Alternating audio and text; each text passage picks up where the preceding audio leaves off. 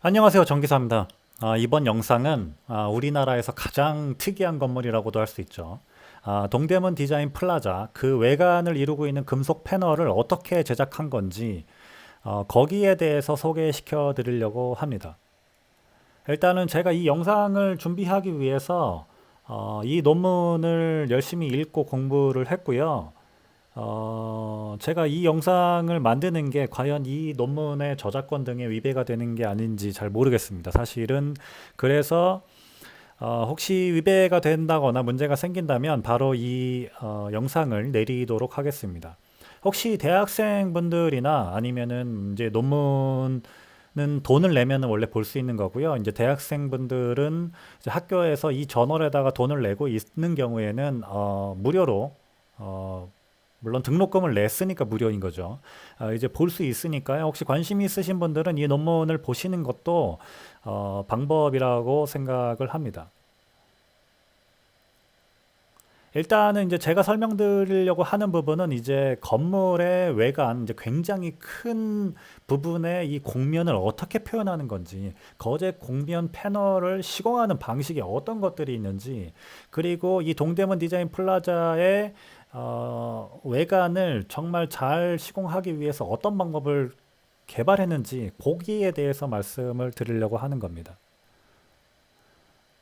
일단은 제가 논문에 나와 있는 내용은 이제 세 가지였고요. 이제 첫 번째는 오른쪽에서 이제 보시다시피 아주 가장 기본적인 방법.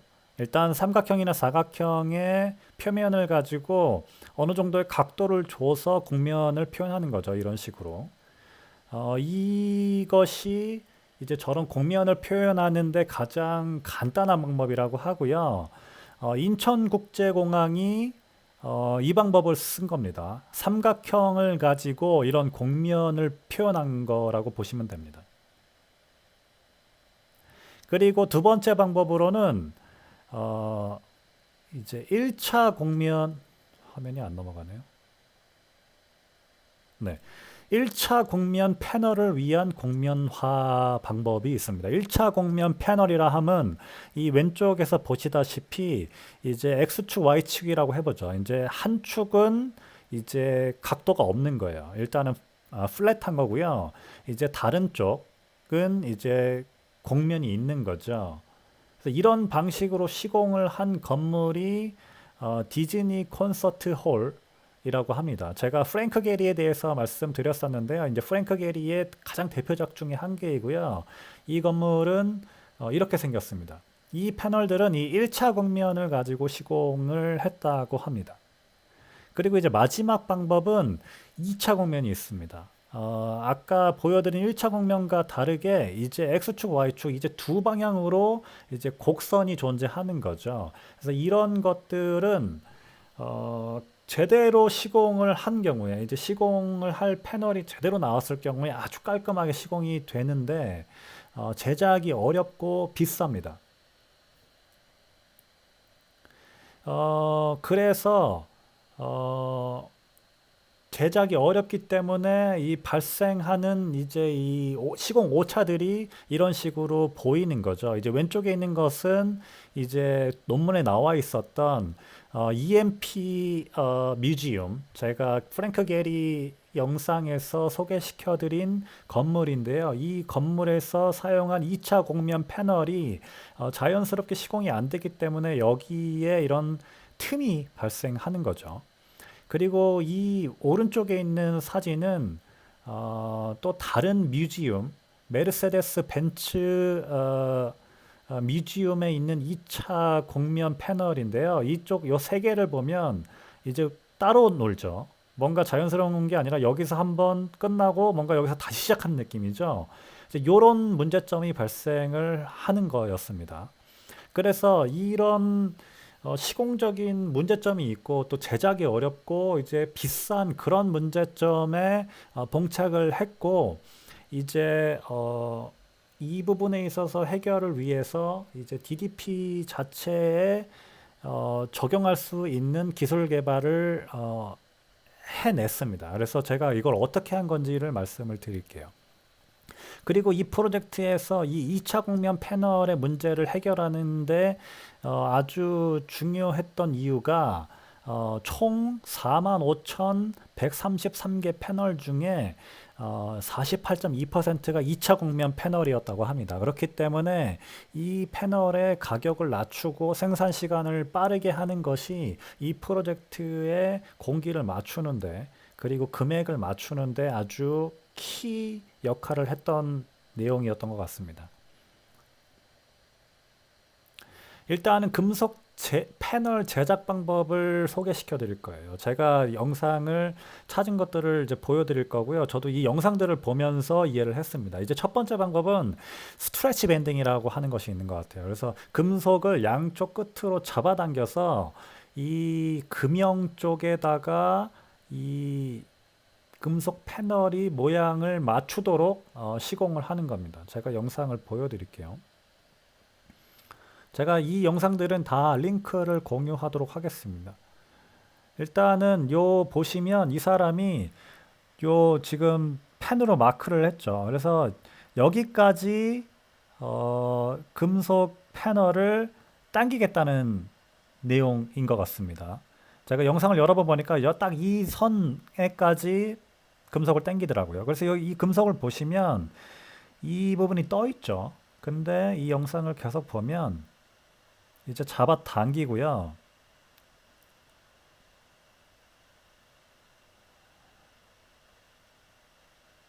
잡아 당겼죠. 그 다음에 보시면 이 마크 돼 있는 데까지 딱 당깁니다. 이런 식으로 금속 패널의 모양을, 이거 같은 경우는 1차 곡면 패널이죠. 이런 식으로 하는 방법이 있고, 근데 이제 이런 방법으로 했을 때 2차 곡면을 만들려면 이 바닥에 이제 있었던 금형이 2차 곡면 금형이 필요했던 거죠. 근데 이 DDP 같은 경우에는 이 2차 곡면 그 하나 한 개를 생산하기 위해서 이 모든 금형을 생산하기에는 금액이 너무 비쌌던 거죠. 이런 문제점이 있었던 거고요. 그 다음에 두 번째 방법은 이제 누르는 방법이 있습니다. 이것도 영상을 한번 같이 보시죠. 보면은 좀 영상이 너무 빨리 지나가는데요.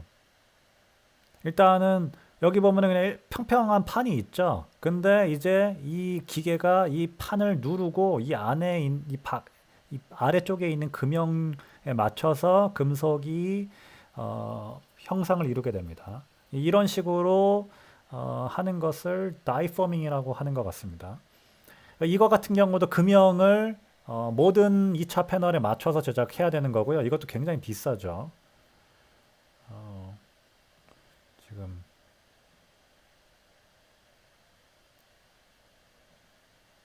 네.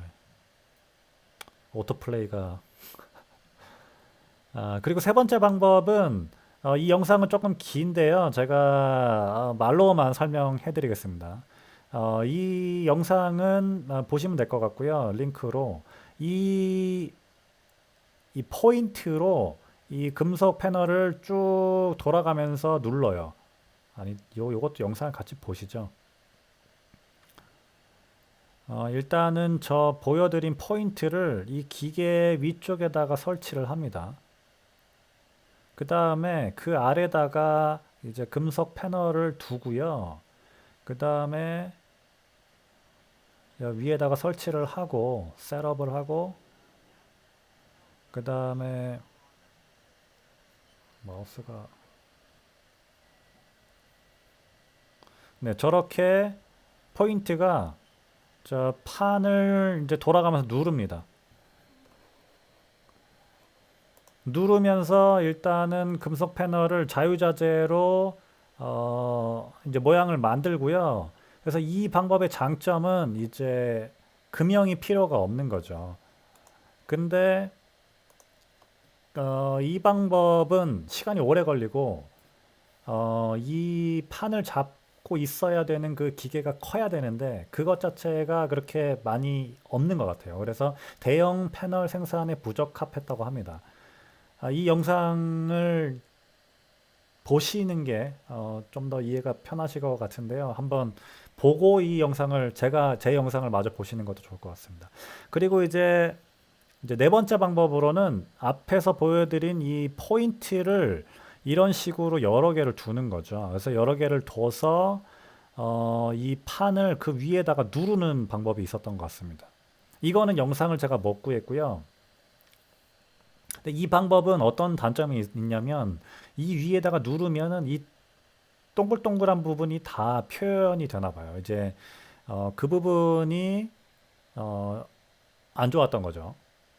그래서 이 DDP에서 개발한 방법은 이 판 위에다가 고무판을 대고 그 위에다가 판을 놓은 다음에 맨 처음에 보여드린 영상처럼 이 금속 패널을 잡아 당긴 방법인 것 같습니다.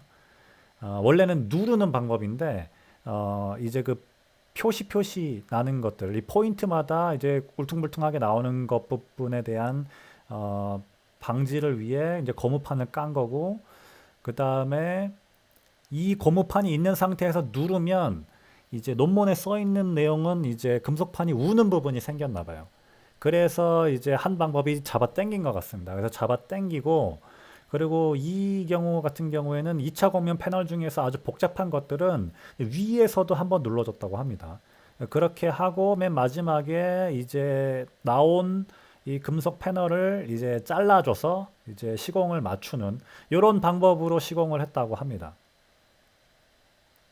그리고 이제 또 아셔야 될 부분이 맨 처음에 이 아랫부분에 이 포인트들의 형상을 만드는 것을 이제 빌딩 인포메이션 모델링이라는 것을 사용을 해서 이 패널마다 각 끝 포인트뿐만 아니라 이 중간중간의 포인트들 점을 따서요.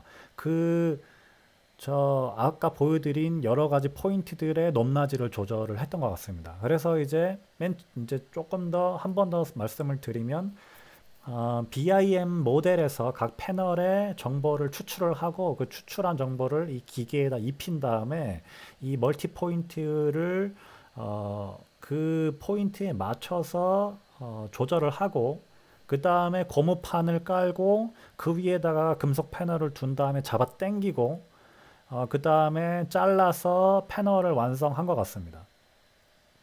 그래서 얻은 효과가 이 논문에 써 있었던 내용은 어떤 전문가를 초청을 했는데 그 사람이 요구한 금액은 한 패널당 7,000달러였다고 합니다.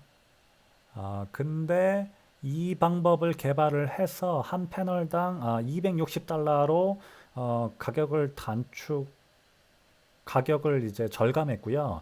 그 다음에 이제 각 패널 그 제작 시간도 원래는 몇 시간, 뭐 패널마다 이제 곡면 자체의 그 난이도가 다르기 때문에 이제 딱 뭐 2시간 이런 식으로는 계산이 안 됐던 것 같아요. 그래서 그냥 several hours라고 써 있더라고요. 그래서 몇 시간 정도 걸렸는데 저 방법으로 하면은 15분에 한 개씩 제작을 할 수 있었다고 합니다. 그래서 이 DDP를 가보셨는지 모르겠지만 보시면은 시공이 굉장히 잘 됐습니다. 그래서 보시면은 굉장히 깔끔하게 마감면이 떨어져 있고요. 제가 그 프랭크 게리 이 EMP 뮤지엄을 실제로 본 적이 있는데 마감이 굉장히 안 좋았다, 시공이 굉장히 안 좋았다라고 말씀을 드렸는데 이제 그 건물 등을 만들면서 이제 엔지니어링적으로 풀 수 있는 방법들을 계속 개발을 해냈고요. 그 후에 이제